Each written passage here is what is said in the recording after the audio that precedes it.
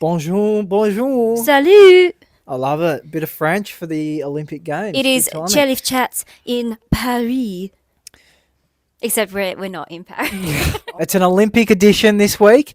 So once every 4 years, the Olympic Games comes around, and that time of the year has come, and we're on for the Olympic Games.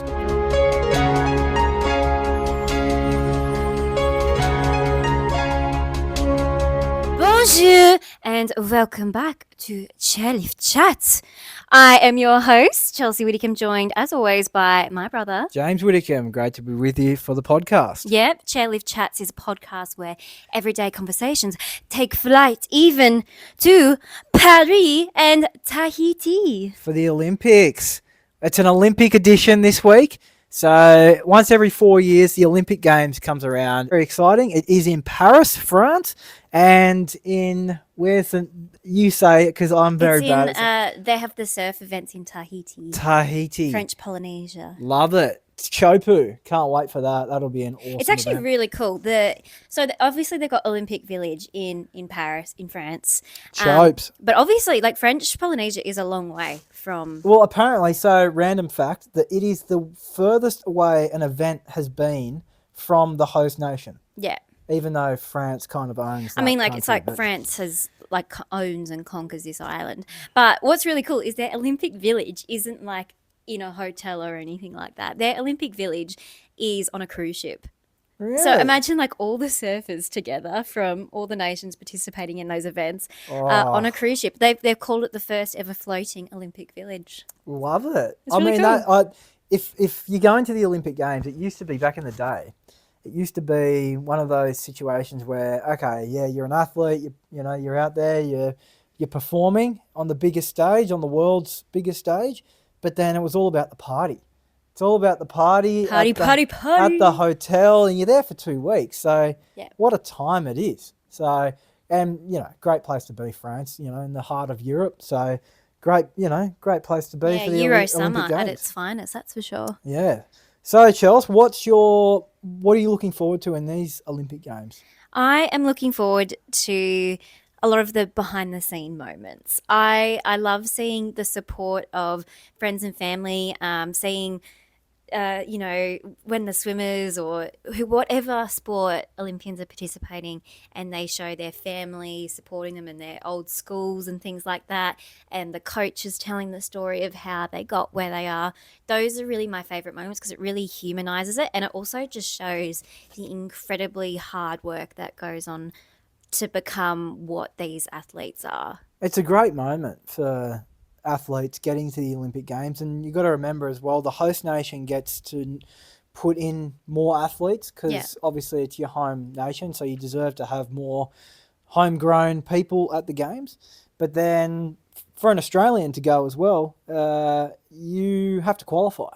So to get to these events, and in particular the smaller events like archery or judo or one of the smaller events, not The like trap, or anything else compared to, say, the swimming, where you get a little bit, there's more events so you can take more people, but you still have to qualify. It's pretty competitive, very competitive. You hear the stories of people that have been, say, swimming their whole lives since they're 13 years old to get to the Olympic Games, and they get to the qualifying stage and they just can't contain their nerves, and they're so nervous for it, and they know they're better than everyone else, but they don't get to go because they can't conquer the qualifying time and that part. So I think that's definitely hard. It's not always a game of who is the best athlete. It's a true game of visualization. Who is the best with their mind? It's incredible. Pressure, and that, I think, if you can conquer pressure in sport and in situations like the Olympics, you can dominate any sport. It's one thing to be able to conquer your body with athletic ability, but if you can conquer the mind and be able to handle any pressure that is thrown at you, and this goes for literally any sport, you've got a crowd, you've got the opposition. Sometimes you might have abuse coming at you from different angles. But if you can just get into your zone. That sounds more like an episode of Deal or No Deal. Yeah. Where there's like, not abuse, but like the crowd's telling you deal or no deal, and you've got an offer from the bank, and then you've got Grant Tenure there talking to you. If you can conquer the mind, Yeah. you can usually go all the way. Absolutely. Well, I like to do that. We're going to the snow soon, and it's been absolutely dumping with snow at the moment across New South Wales and Victoria. Mount Hotham looks amazing. The slopes look stunning. We've got some friends who are there at the moment, and we're waiting for more daily updates, but it looks incredible. So I think we've timed it perfectly. But although to the people that are driving up the hill and don't have chains on, put them on your car. I mean, safety, people. Apparently it took 5 hours for people to get from Jindabyne up the hill. Yeah, that's in New South Wales. So from Jindabyne. That's ridiculous. To. I mean, grow a brain, people, seriously. But anyway, it's not that hard to put chains on. Get the tube. Get the tube. Yeah. Anyway, so the snow is pumping. But I like to do this before we get to the snow, is visualization. And what that means, it's like a meditative state where to prepare, you actually a really good example is you're going up a T-bar and you close your eyes and you visualize it. You can see like the lifty there, and you can hear all the sounds that are happening, and it's about engaging all the senses in the body. And then you go up that chairlift and you can feel like the ridges underneath your board and everything like that. And then you literally every microsecond you can visualize, and it's apparently that's what athletes do, because you got to visualize the win. Yeah, like if you're a pole vaulter, you can't be doing that every second of your day, but you can.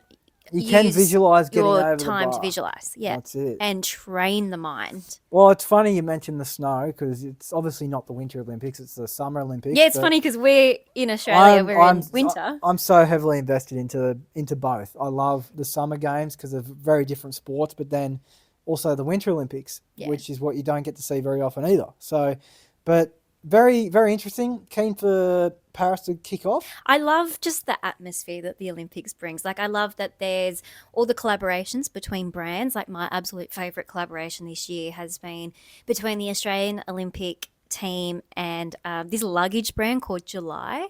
They customised these suitcases for the Olympians to take with them to Paris, and they are gorgeous. You've got to get online and have a look at them.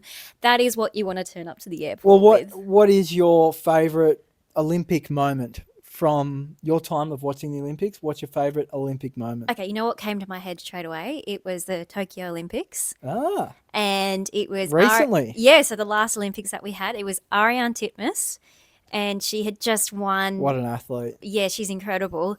And the best moment, though, was her coach, Dean Boxall, his reaction. Oh, that guy. What a legend. Yeah. Love him. I don't know how many times I rewatched that, because it was really tricky the last Olympics with masks mandated.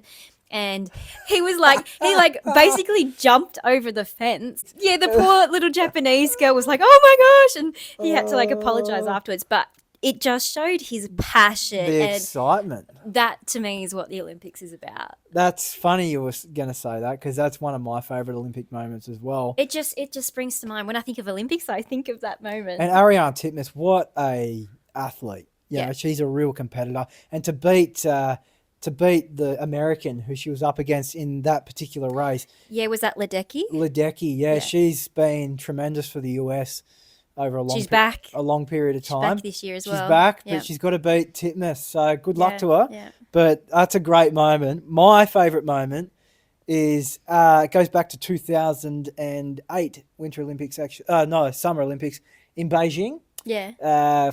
And it was Stephanie Rice winning her event. And I think it was a very close event, and she's always been a very good swimmer in and around the games for a long time.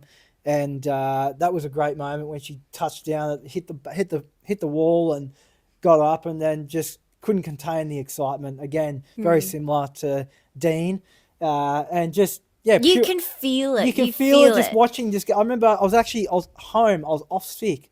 Great time to be off sick if you're a school kid out there. Be off sick right now because you get to watch the Olympics.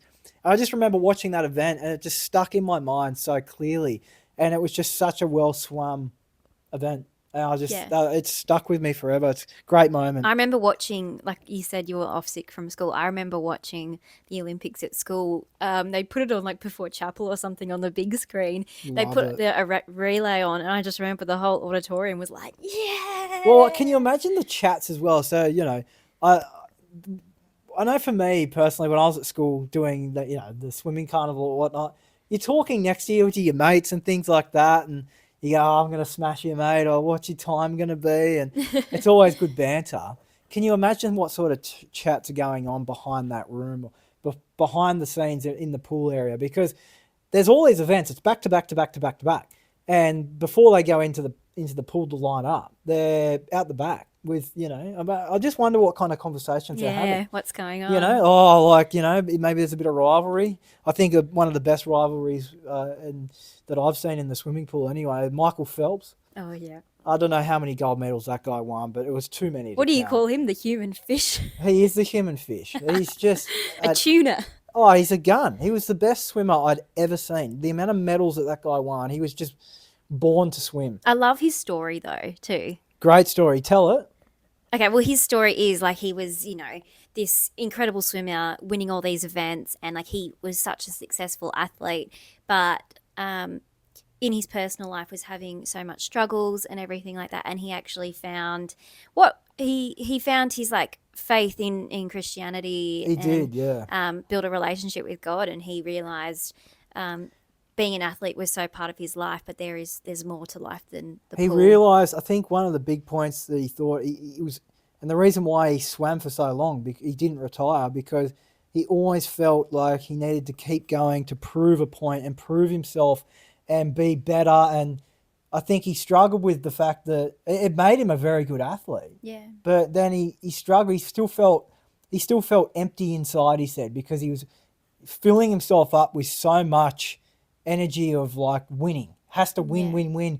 But when you realize that your body's getting older and you can't keep winning, you have to turn to someone or something and realize I'm nothing without, say, Jesus, Yeah. And that's what he realized. He realized straight away. He's like, it's such a good story that he needed Jesus to help him get through the back end of his career and retire, and realize, I've always got him in my life, where winning eventually has to come to an end when you're an athlete. I just like that he was just honest about what was going on in his life, mentally, physically, and all of that in between. He was just really raw and authentic about it, and it's a really encouraging story. Well, in terms of world records, he broke so many records, Olympic records and gold medals. It's tremendous, but that can all be taken away in a like that. In an but instant, you've always got Jesus, so I think that's a great story. Okay, this is the quote of the week. You have to believe in yourself when no one else does. That makes you a winner right there. Great quote of the week. Yeah. I like it. Kind of reminds me of Elle Woods at the end of the movie of Legally Blonde. She's like, you have to believe in yourself. You have to back yourself. Yeah, and it's so true. You do? You really do. Yep. Well, I want to come into the Olympics prior to it beginning, though, the opening ceremony. Oh, now, there's been some crackers. My favourite memory, and this I know what you're going to say. Can I guess if I know it? Yeah, you can guess. Okay. Okay. First pick the year. 2012. Yes, location. London, yes. Mr. Bean. Yes. On the piano. Loved it. Mr. Rowan Bean. Atkinson. They pan the camera around and there's Mr. Bean. Dun, dun, dun, dun, dun, dun. If you haven't seen it, look it up on YouTube. There's Mr. Bean there. And Such an iconic he ends up getting an moment. umbrella and he's looking at the watch and he ding, ding, ding, ding. It's just fantastic. My Great other moment. favourite part of that was the James Bond segment with Daniel. The Queen. With yeah. Queen Elizabeth II and Daniel Craig. Love that. They did it so well that they had like a scene that was recorded, and then it looked like they parachuted into the arena. Oh, so London. good. I think the London holds the best opening ceremony. Well, and it also brings me to an unbelievable memory. I have to bring it up. And Michael Phelps, one tremendous athlete. Titmus is a current unbelievable athlete. But I have to go back to 2012 when Usain Bolt and the Jamaican 4x100 metre sprint team won gold and broke the world record. and it was them in the US. And the US, they're very cocky. They're always saying, "Yeah, we're gonna win this. We're gonna smash it." Anyways, it was neck and neck basically the whole way around. And then you hear the American commentators, and it is so funny. And they're like, "Oh, and here's Bolton Bailey side by side." Yeah. And then you just hear them say and get so disappointed when you see the Usain Bolt coming back through and just basically ends up winning it by nearly a metre. Yeah. And they break the world record, and it's just insane. So another great moment in the Olympics. And then, of course, he has to go brag to the media, and Yeah. that's classic Usain Bolt for you. Yeah. That utter belief in yourself. Loved it, though. Yeah. Well, who do you think our greatest medals are going to come from? Who's going to win it? The pool is always A strong a point. good win for Australia, and it's towards the beginning as well of the Olympics, so it's always a good way to start for us. So I think that's looking promising. Do you think we'll get, 10, maybe 10 gold in the pool? Maybe a bit more? 10 gold in the pool? Usually we get around, it averages around, I'd say 10, maybe a bit more. We did Okay. really well last time. Okay. So I've got faith in them, I do. I'd like to see at least 10 gold, Yeah. maybe a bit more. But do you know something about the medals this year that I think is a really cool fact? So the gold, silver, and bronze medals this year, to give them a French twist, as per se, the medals have a bit of iron in them. That was the iron that was used to build the Eiffel Tower. Oh, well, there So you go. if you get a medal, you will be wearing a piece of the Eiffel Tower on you. What, as in spare parts that they used? No, like in the mix of, because the medals aren't like pure gold anymore. They haven't been for a long time, pure gold or anything like that. And so there's other elements in it, and so there's a bit of iron in it, and that Wow. iron is supposedly from the Eiffel Tower, Well, there you go. which I think is really cool. That's awesome. I think that's You're wearing really a piece special. of the Eiffel Tower. I like Yeah. that. That's really cool. Yeah. Well, I just want to wish to all the athletes out there, especially from Australia, all the best. To my two buddies who I used to play judo with, Josh and Nathan Chatss, good luck over there. We're rooting for you. We're backing you all the way, and I hope you go out there and win gold. So yeah, all the best to all our Australian athletes and everyone else competing at the games. Soak in every for moment. week one of the summer games. Yeah, Good we luck with it. will be back. We're corresponding. We're going to be doing daily stories on Instagram and Facebook. So make tune sure in. you're following that, and you will get all your Olympic updates from James and I. I've got a act of kindness for the week. Bring it on. And it's send a motivational text to a friend, a family member, or whatever it may be. Maybe someone's having a bit of a rough week or a rough couple of months.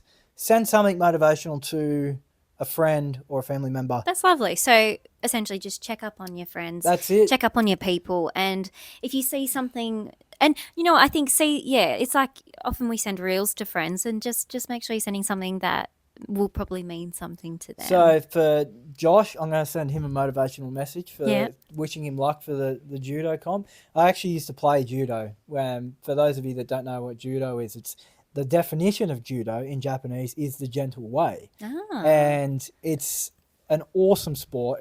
There's no punching or anything, but it's all about throwing and that takes me back. I think I got thrown a few Yeah, times it's on all- the trampoline as it's a all kid. about throwing and getting them onto their back, and then there's also chokes involved and things like that. But it's a very physical sport, and basically you've got, I think, roughly 4 minutes to win the match. I think from memory, but it's a great sport.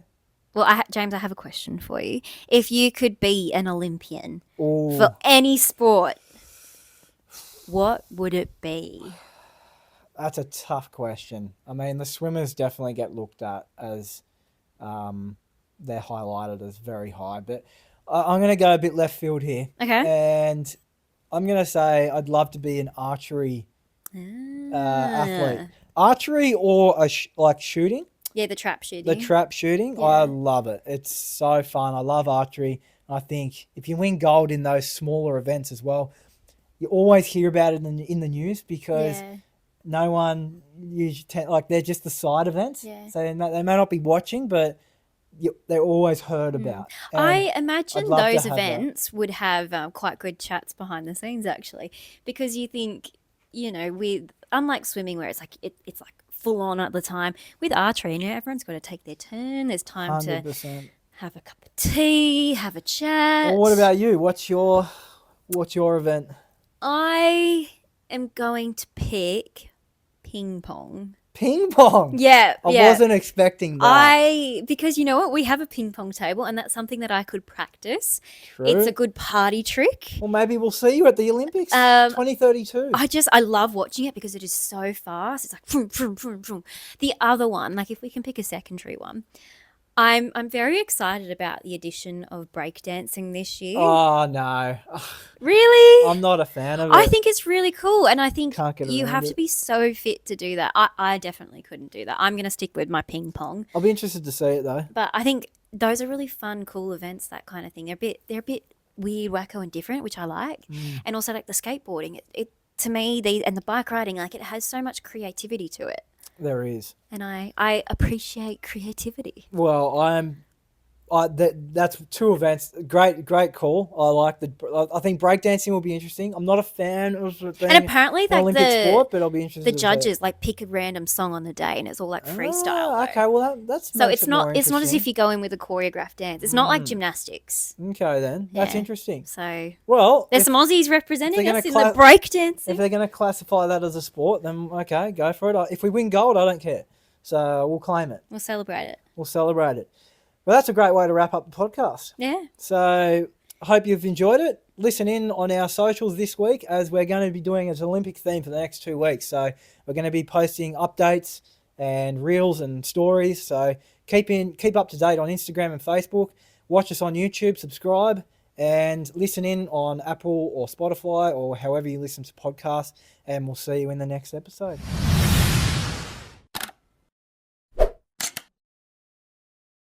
Au revoir. Bonjour. No, it's not bonjour.